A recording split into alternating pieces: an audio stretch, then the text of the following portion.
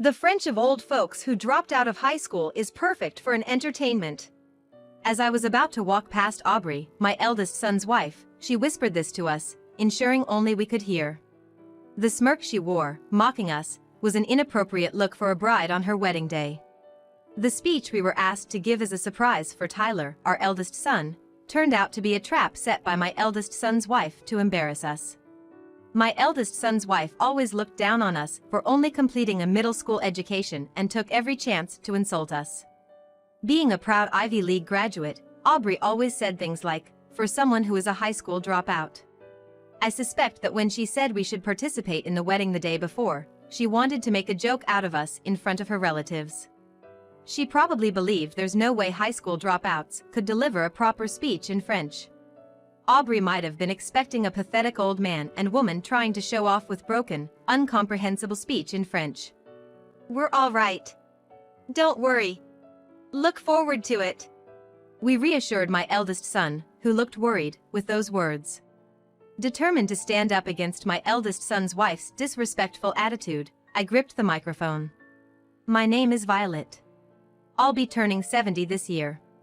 Though we faced our fair share of hardships growing up, we now live ordinary lives like any other family. We've always been protective of my eldest son, not wanting him to face the struggles we did. Finally, our sacrifices seemed to pay off when my eldest son met a woman and decided to marry her. Unfortunately, it seems we'd face challenges again because of their wedding. The first time we met Aubrey was when they came to our house to announce their engagement.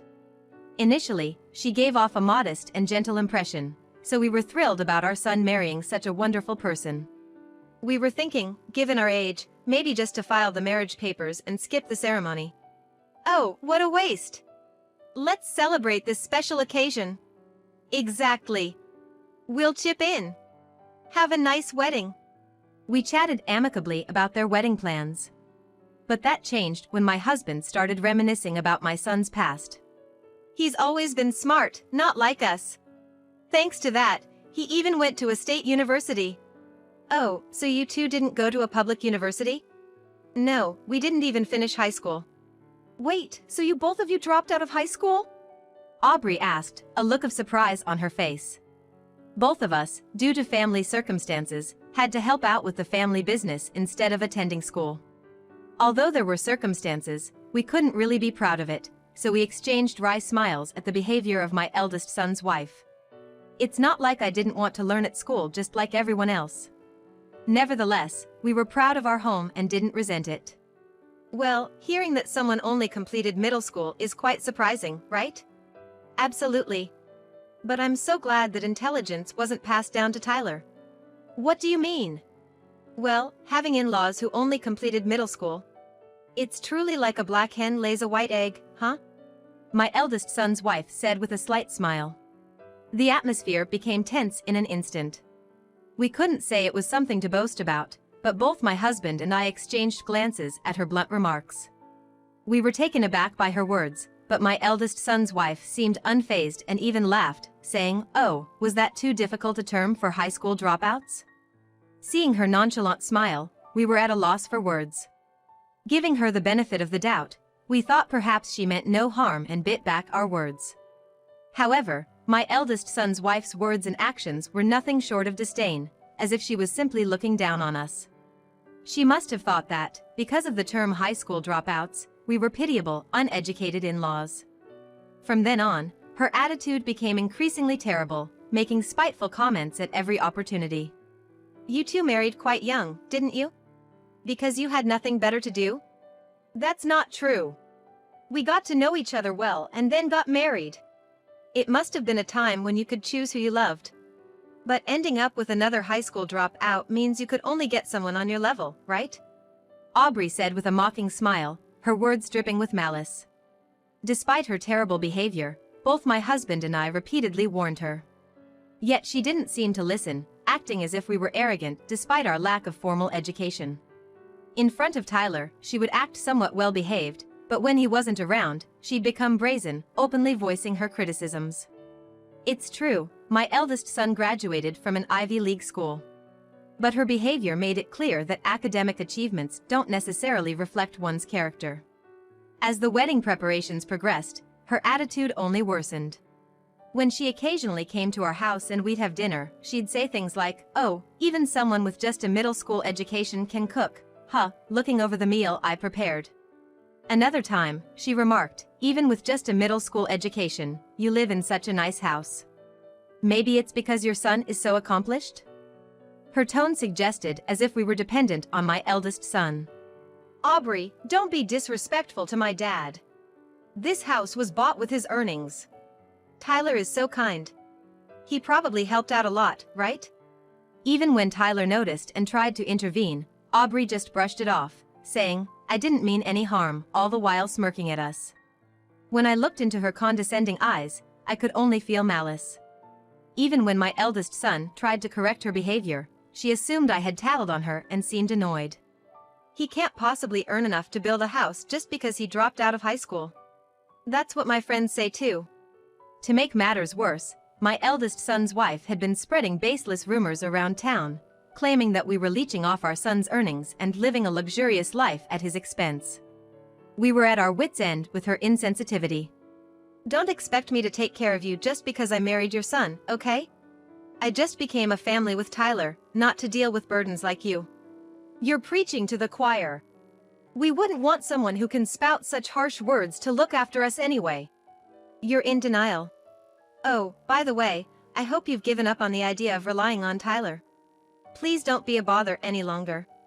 No matter how many times we clarified, Aubrey seemed convinced that we intended to continue relying on my eldest son, constantly keeping us in check every time we met. Even when we told her that wasn't the case, she wouldn't listen, leaving me with nothing but sighs. With even the atmosphere around the upcoming wedding becoming tense, Aubrey came to us with a request. She wanted us to give a speech as part of the entertainment during the wedding. We've taken some money from you both for the wedding, so we'll let you attend. But in return, can you do me a favor? And I want it to be a surprise for Tyler. It's kind of last minute to be telling me this, you know. I forgot, I'm sorry. But it's already scheduled, so I can't change it. A speech, huh?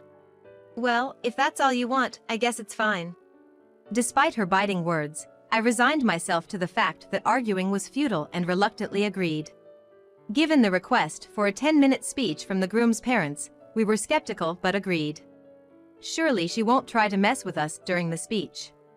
Just as I had that thought, upon hearing my response, Aubrey narrowed her eyes and grinned cheekily, saying, "Great. So, I'll need the speech in French tomorrow." French? Why on earth? Taken aback, I asked, and she okayed down at me with a smug expression. Seeing that expression, I realized, once again, that she held nothing but malice towards us. I was truly disappointed.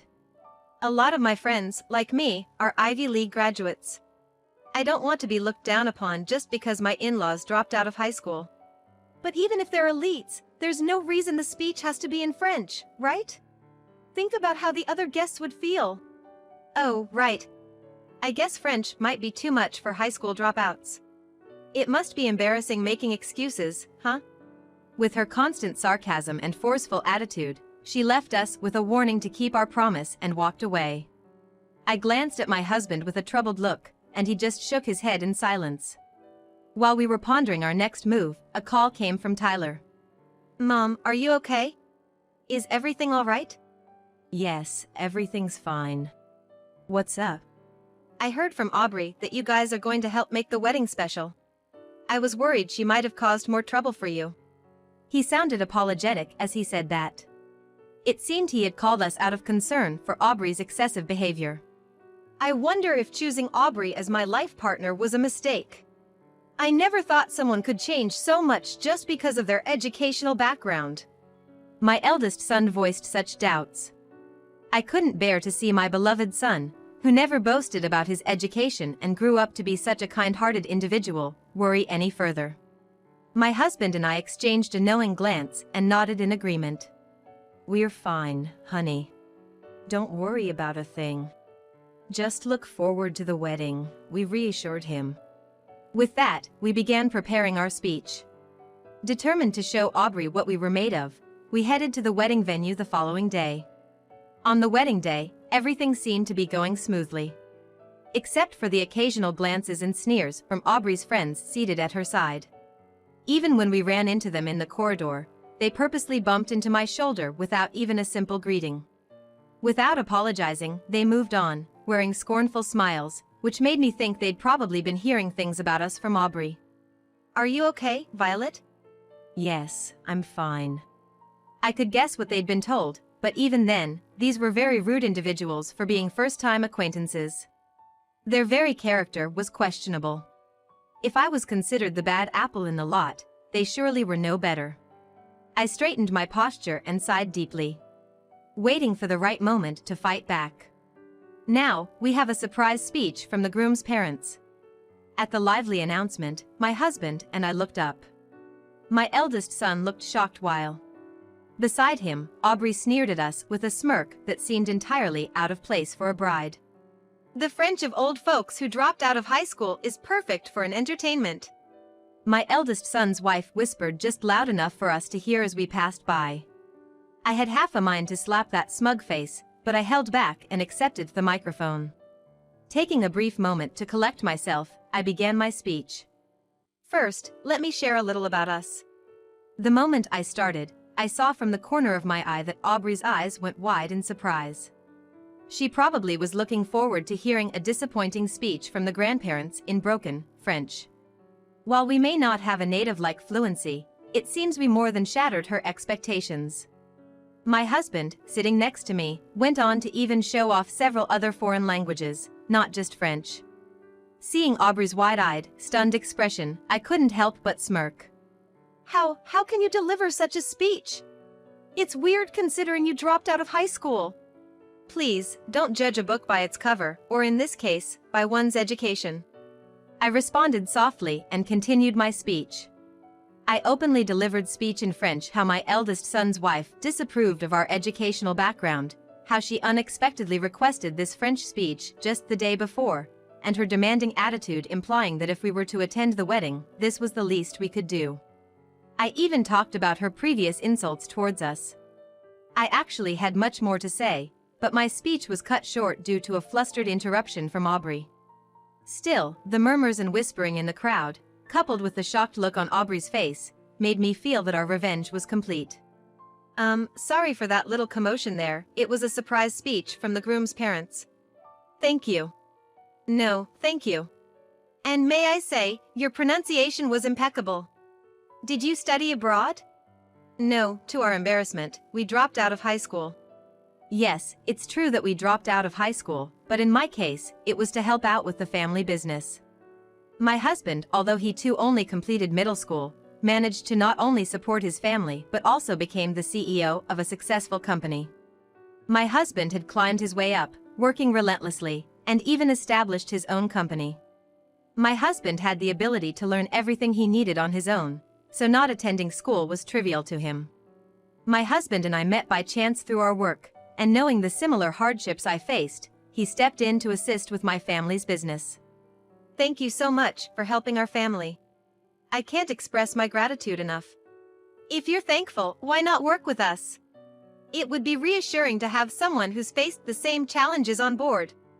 That's how I started working at my husband's company, and continued working even after we got married, until my retirement. Since the company also had overseas operations, thankfully both my husband and I became fluent in French.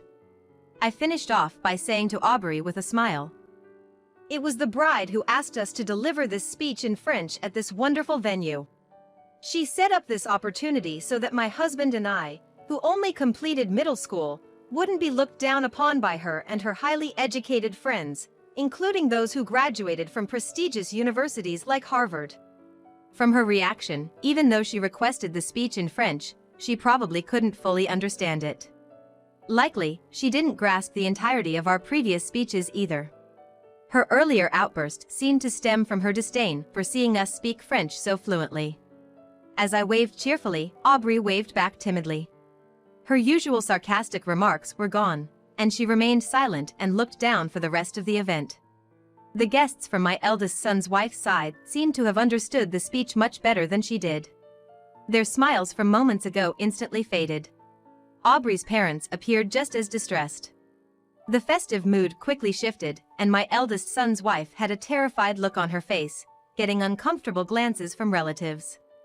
She seemed paralyzed like a frog being stared down by a snake. She probably never anticipated such a reaction from just a speech. We honestly didn't expect such a big reaction from just a speech. My husband and I exchanged amused glances and chuckled. Although I was concerned about my eldest son sitting next to the pale-faced Aubrey, he gave us a thumbs up and a reassuring smile when our eyes met. Later on. From the content of the speech at the wedding, as expected, Aubrey seemed to get a major backlash from her relatives. Notably, her parents had some professional ties with my husband's company.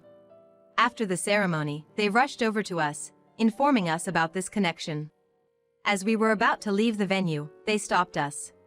While forcefully making my eldest son's wife, who was still in her beautiful dress, apologize, they too apologized profusely. We desperately tried to calm them down. My daughter behaved very awful, and we are truly sorry. It's okay. Even in family, everyone's different. I had no idea. I did not see that coming. Well, I bet. You never really listened to what I said. You were so proud, saying black hen lay a white egg. When I revealed what happened in front of her parents, they both turned beet red and glared at their daughter. Then, the complexion of my eldest son's wife worsened even more. We'll make sure she reflects on her actions. We'll discipline her properly to ensure this doesn't happen again. That's fine. She's now a part of our son's family. She mentioned wanting to distance herself from us. To add insult to injury, my eldest son's wife finally had tears in her eyes. Her parents seem pretty intimidating, but that's none of our business. Furthermore, I heard that even her friends had cut ties with her because they had believed the baseless rumors, saying, "We thought you had terrible in-laws with just a middle school education." She must have felt embarrassed for getting caught up in all that. Why is this happening to me? If Tyler had told me, none of this would have happened. I did tell you. They had earning enough to build a house and didn't need any financial help. They even paid for all of my college tuition. I never heard that. Yeah, you never really listened to me either. With those cold words, Tyler turned his back on her. Though usually mild-mannered, Tyler was at his wits' end with this situation and was even considering divorce. Abandoned by her relatives, friends, and even by my eldest son, Aubrey found herself completely isolated. She stood all alone at the wedding venue, looking lost and desolate. A few days after the ceremony. Though seriously contemplating divorce, it seemed like they were still trying to work things out in their marriage. Abandoned by my eldest son, Aubrey seemed to work tirelessly, as if she had transformed into another person. Violet, can we please let bygones be bygones and get along again? Again?